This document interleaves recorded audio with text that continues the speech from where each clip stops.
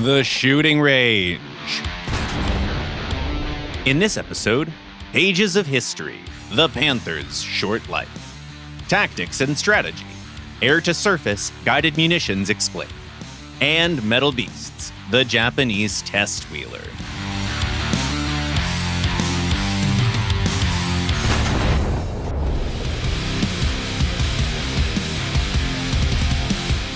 The Japanese Type 16 deserves the title of one of the best wheeled tanks in the game. It has a whole bunch of advantages: good rounds with high pen, high-definition thermals, and even some armor. But which of these could be sacrificed to reduce the battle rating? Let's find out. Please welcome another new drone age vehicle, the Type 16 prototype. Its main caliber is a two-plane stabilized 105mm gun with elevation angles between -6 and +15 degrees. Auxiliary calibers include 2 machine guns, 1 coaxial, and 1 pintle-mounted. The engine compartment is placed in the front, next to the driver's seat, and 3 other crew members are in the turret. Most of the ammo racks are placed in the machine's rear. The difference between the two machines is clear at first glance. The prototype has no additional screens and thus looks a bit more angular. How much does it affect its survivability? Well, not that much in practice. Other tanks of this class shoot finned rounds that can go right through this tank, screens or no screens. The additional armor gives some chance against IFVs and anti-aircraft guns, but in no way can they make this Japanese vehicle invincible. Much like with all the other wheeled tanks, its survival depends on one task: avoiding enemy sights. Another difference, and a more crucial one, is the ammunition choice. The prototype cannot use the Type 93 APF SDS rounds available to the top model. You'll have to make do with the somewhat old M735, with a lower penetration rate and a worse beyond armor effect. Nevertheless, this Japanese wheeler still has all the other advantages. Its excellent maximum speed, both in forward and reverse, allows it to move around the map in the blink of an eye and rapidly react to the ever-changing combat situation. High-definition thermals available to the gunner and the commander help you find targets at any time of the day, and the fire control system will calculate the required lead at any distance. But wait, there's more. A large caliber machine gun, a laser warning system, smoke launchers, a drone, active scouting. This machine has got you covered on all fronts. The minor things this prototype is missing compared to its bigger sibling are easily compensated with its lower battle rating and weaker opponents. Still, it's up to you which Type 16 to choose. Both of them are a great addition to any Japanese set.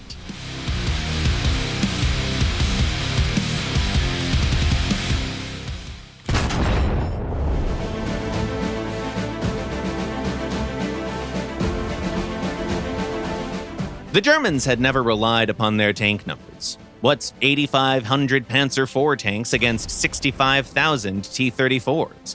They also frequently needed to change production lines mid-war, launch tanks before proper testing was finished, or even straight off the blueprint stage. And that's exactly what happened to the Panther, the new main Panzerwaffe tank.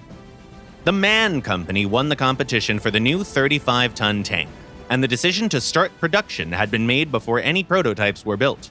War and time shortages justified the risk. It was a bad idea to begin a multiple factory assembly process with no testing whatsoever. So in the fall of 1942, MAN built 2 Panther prototypes.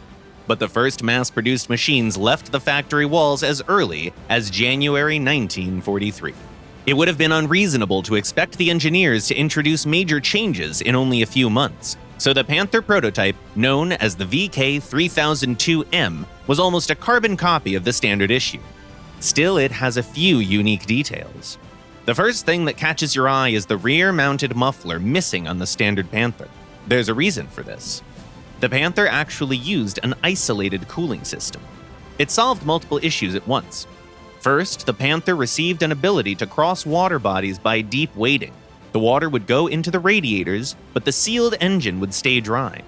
Second, the air filters could last more time between cleanings. But as it often happens, once you solve one issue, others start to appear. The engine needed more air cooling, and the exhaust pipes began to overheat. And what's right next to them? That's right, fuel tanks. So the mufflers had to be scrapped. The standard Panther D tanks received enhanced front armor and a reworked turret shape. The rest of the changes were made on the go. For instance, the Germans switched to stronger engines and added screens to cover the weakest side areas. The next model, the A, had its turret rotation speed increased, while the Commander got a new cupola with some optics. The front plate received a ball machine gun mount. Moreover, the Panthers got new, more reliable engines. They dropped to 600 horsepower to increase their operating life. The next model was the Panther G. It had a simplified hull shape and lost the driver's hatch, while the mantlet received a unique chin that made it impossible for incoming rounds to ricochet down. And finally, the last model was the Panther F. Its hull underwent no significant changes, while the turret was brand new, with a narrow front plate and a small mantlet. Thanks to good geometry, its protection was improved without increasing mass. Moreover, the turret was now equipped with a rangefinder. The assembly of this model began right before Germany's defeat, so they failed to produce any actual machines. The new turret was only tested on the G modification. And that's the end of the short, but very eventful life of one of the most advanced World War II tanks.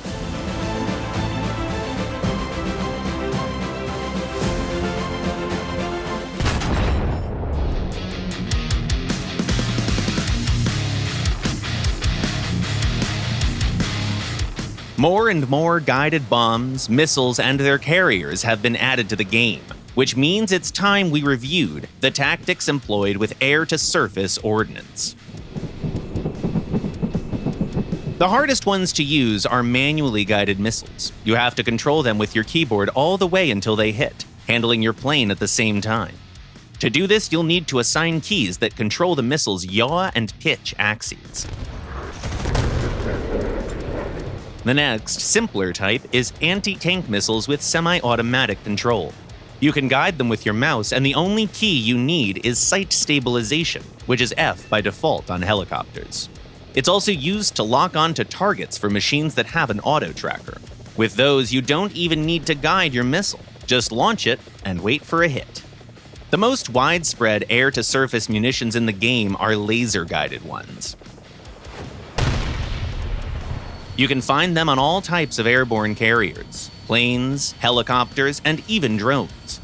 Their main difference is the need to highlight the target throughout the entire flight time, which limits the maneuverability of the launching platform. If you want to use these munitions effectively, you need to assign a key for sight stabilization. Please note that there are separate settings for aircraft, including drones, and helicopters. Now, choppers, drones, and top planes often come with advanced firing systems with auto-trackers. Here's how you can use them. Bring up your sight and turn on stabilization. Point your crosshair at the target and press the stab again to lock onto it. You're all set for the attack. Next, press the launch or drop key, depending on your ordnance type, wait for the ready message, and press the key again to send the warhead on its way. If you're using bombs, remember to take your speed and altitude into account. Of course, they can glide thanks to fins, but they still have no engine. There's one more thing. Using the stabilization key again after you lock onto the target will enable the correction mode, where you can adjust the aim point. It might be useful when you attack multiple vehicles bundling together, for instance. We don't want to miss any double frags, do we? If you've got a carrier with no targeting system or auto-tracker, laser-guided munitions are a bit trickier to use. The sight mode for your camera imitates the pilot's view through the plane's cockpit, so the zoom is pretty weak. You don't need to lock onto the target before the launch, and you can't actually do that at all. The munition simply goes where your sights are pointing. The mark doesn't move on its own, so hitting a sitting target is simple. But if your target is moving, you'll need to use your mouse to guide the missile. You can also designate your target in third-person view. It might come in handy at short distances. To place the mark, press the same sight stabilization key. Depending on your vehicle, the laser will highlight either a surface point or the acquired vehicle target, if you have an auto-tracker, of course. Now, TV-guided munitions employ the trusty launch and forget principle. They have cameras installed in their noses, which basically means each bomb and missile has its own sight. Target acquisition for a vehicle or a ground spot can be done in two ways. Number one is to use a key assigned to ordnance drop or launch. However, if the target acquisition fails, you can only cancel this by maneuvering to make the homing device lose the target. A more convenient option needs you to assign another key for missiles and bombs: weapon lock, air to surface, and lock guided bombs. Keep in mind that the target acquisition has a limited range with TV seekers. If the distance to the enemy exceeds it, the seeker will start by targeting a spot on the ground, switching to a target with more contrast in the last part of its flight. Finally, a special place among TV-seeking missiles is reserved for ones with thermal imagery homing devices. Their main advantage is the ability to work in the dark. Well, it looks like we've covered all the different kinds of guided bombs and missiles, so it's time we answered some of your questions from the comments.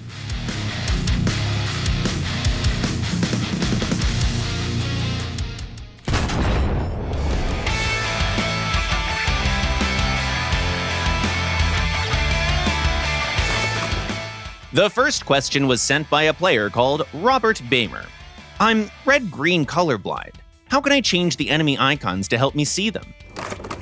Hi there. The settings you need are found in Options, Main Parameters, Battle Interface.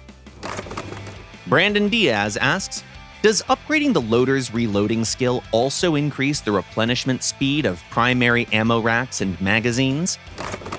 Hi, Brandon. This skill affects the speed of loading the rounds into the first level ammo storage, but not the time it takes to restock your ammo in a capture point. Another question comes from Communist Shrek. Which is the best Italian prop fighter for Boom and Zoom? Oh, hello there, Shrek. Almost all Italian fighters equipped with at least a single cannon are suitable for this tactic. We'd say the best option in the entire tree is the G56, although it meets some worthy opponents as well. Ahmad Aid writes, what are the best tactics for the T-34-57 tank? Hi, Ahmad. We believe the class medium tank tactic is the best one. Advance in the first line with care, try to avoid getting into enemy sights, and do your best at flanking. If there's no way to avoid a counterattack, angle your hull to significantly improve your chances. And the last comment for today was written by Pingvinin. When can we expect Gen 4 fighter jets in the game? Hi, Pingvinin. The game has already added some of these machines, and you can expect more in the future. That's it for today. You've been watching The Shooting Range by Gaijin Entertainment, and the next episode will premiere the following Sunday at 4 p.m. GMT or noon Eastern Time. Subscribe and click the bell if you don't want to miss our next videos. Don't forget that TV missiles can't connect to your Xbox or PlayStation.